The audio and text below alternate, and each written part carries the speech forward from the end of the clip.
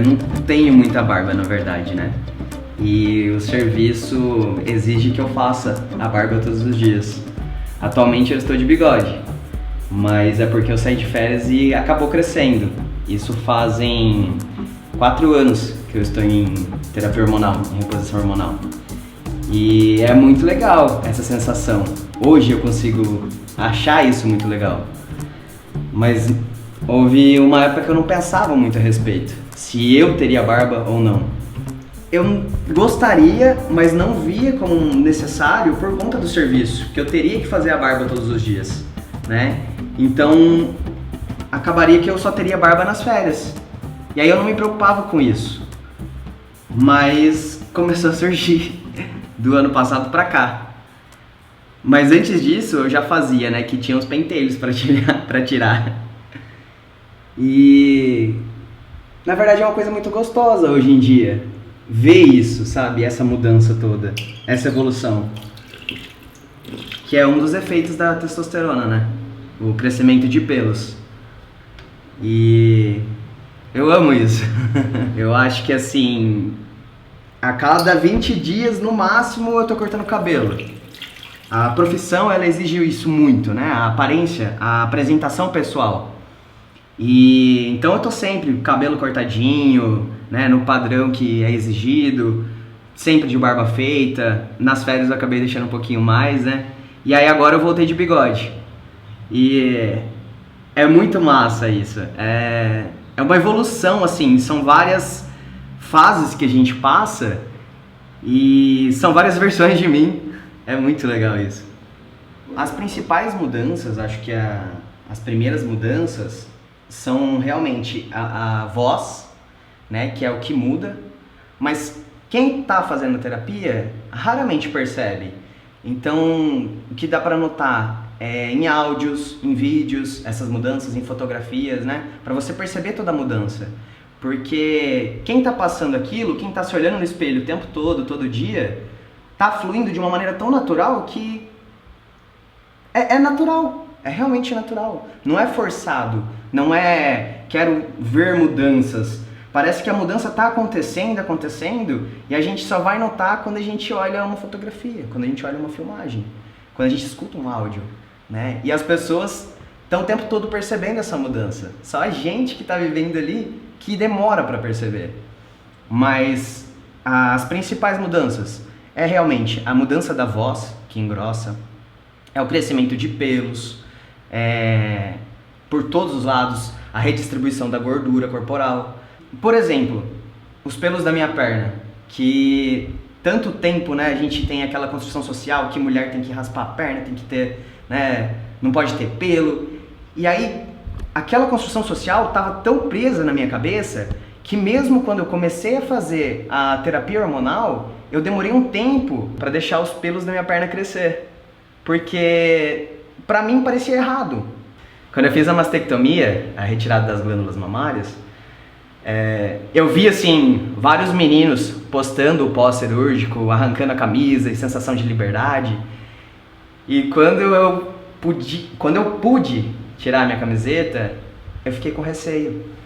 Eu não sabia não parecia certo. E aí eu convivia com pessoas que me viram, tiveram a imagem, né, feminina, né, toda aquela visão de ser lido como mulher e finalmente estarem me vendo como eu realmente sou. E na minha cabeça, aquilo lá eu tinha que trabalhar aquela ideia, né, porque a gente cresce e aquela ideia de que você não pode fazer tal coisa, que você tem que se comportar de uma tal maneira, fica tão enraizado em você que você tem que se desprender daquilo.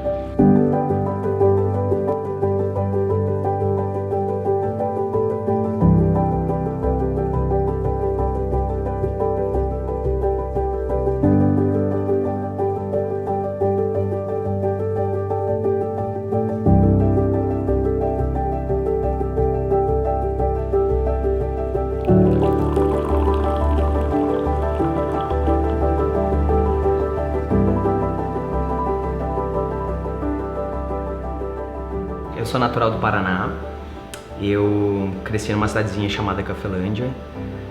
É uma cidade muito pequena. Na época tinha menos de 10 mil habitantes. Eu morei aproximadamente 12, 13 anos da minha vida lá. Eu sempre fui uma pessoa muito ligada a esportes. Jogava futsal, basquete, vôlei, lutava. Eu sempre gostei muito de artes marciais.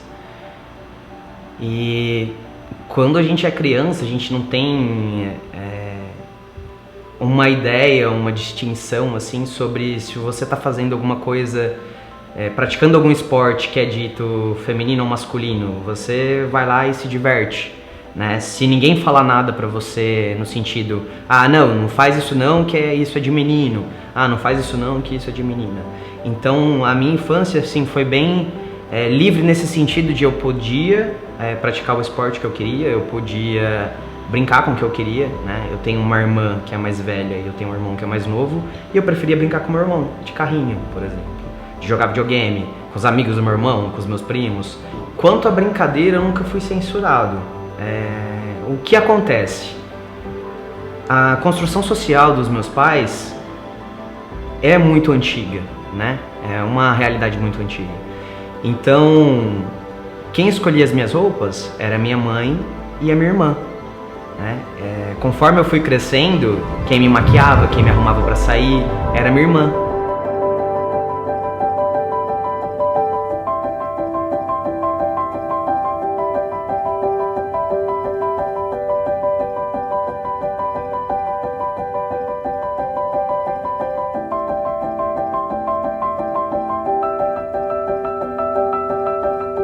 Bom, a minha transição, ela começou a acontecer no momento em que eu comecei a mudar meu guarda-roupa. Eu acho que foi a primeira das mudanças que eu pude fazer. Aos poucos, né? Eu fui comprando uma roupa que eu queria, uma camiseta mais larga, uma calça mais larga. E foi assim, eu costumava dizer no ensino médio que quando eu passasse numa faculdade, se eu passasse, né, conseguisse a bolsa, eu ia raspar o cabelo, porque os meninos faziam isso e eu queria fazer isso e minha mãe não deixava eu cortar o cabelo. E eu lembro assim que eu passei na faculdade e eu não cortei, porque eu sabia que ela não queria que eu fizesse isso. E quando eu comecei a ganhar um pouco de dinheiro, quando eu fazia estágio, eu comecei a trocar as roupas do meu guarda-roupa. Quando eu entrei na polícia, aí eu comecei a mudar tudo, aos poucos. Foi muito, eu acho que uma questão de entender o meu limite, de saber o meu limite. O quanto eu ainda conseguia aguentar aquela situação daquela forma. O quanto eu ainda conseguia me manter com o cabelo comprido. O quanto eu ainda conseguia usar uma roupa que minha mãe achava que eu ficava, na época, bonita, né? Então, tudo isso precisou ser uma evolução no meu tempo, o que me ajudou muito a lidar com essas questões de entender os meus limites, de saber aceitar o que eu precisava em determinado momento, como eu ia lidar com aquilo e com as consequências que aquilo traria. Foi a terapia que eu comecei a fazer já depois de entrar na polícia. Eu iniciei o curso superior de engenharia da computação. Eu concluí 3 anos do curso, são 5. No 4º ano, uma semana antes de tomar posse na polícia, eu desisti do curso e não voltei mais. E não me arrependo. Em 2014 eu já estava prestando o concurso da polícia. Em 2015 eu tomei posse. Em 2017 eu levei o assunto para dentro da instituição. E eu passei pelo psicólogo da PM.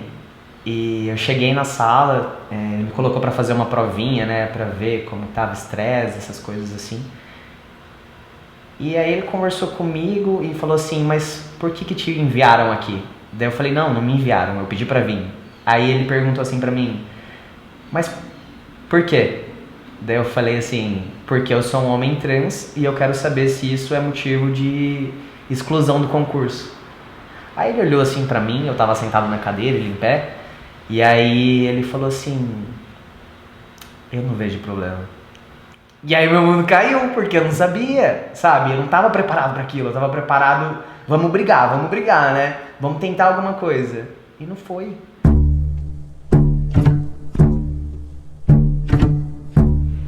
A história do meu nome de guerra, como a gente fala dentro da polícia. Quando eu entrei, eu utilizava meu nome antigo na farda. Eu utilizava Emanuele.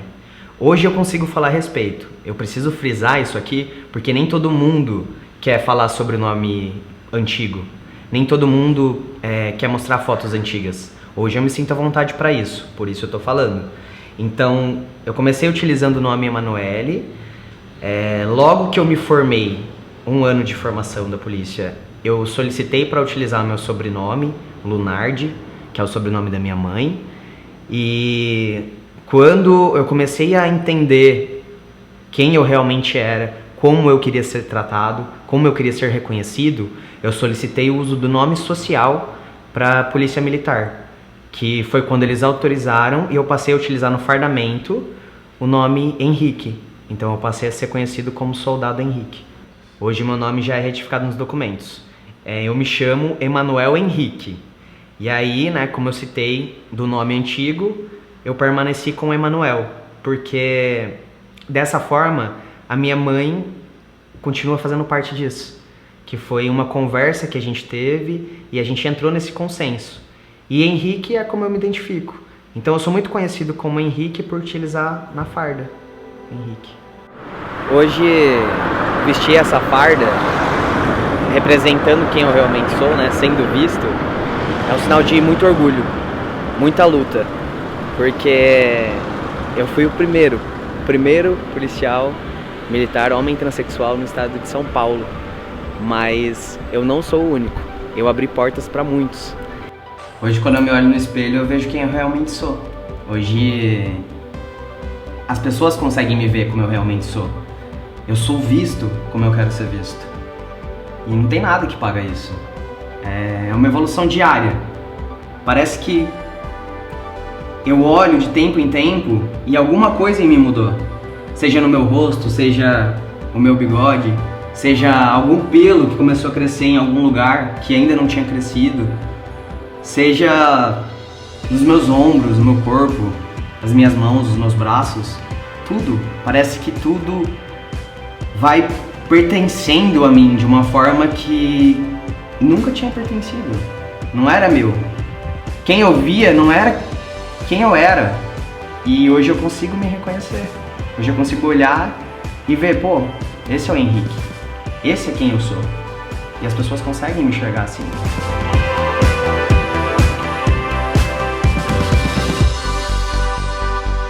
Galera, o mês de dezembro marca uma grande mobilização nacional sobre prevenção ao vírus HIV, AIDS e outras infecções sexualmente transmissíveis.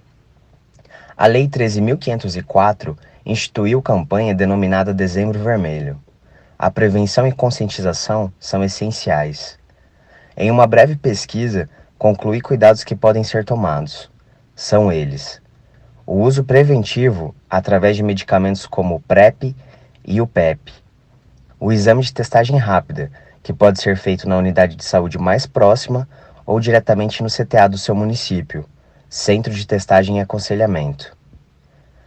Além do método mais conhecido, fazer uso da camisinha. Cuide de você, cuide de quem está com você. Previna-se.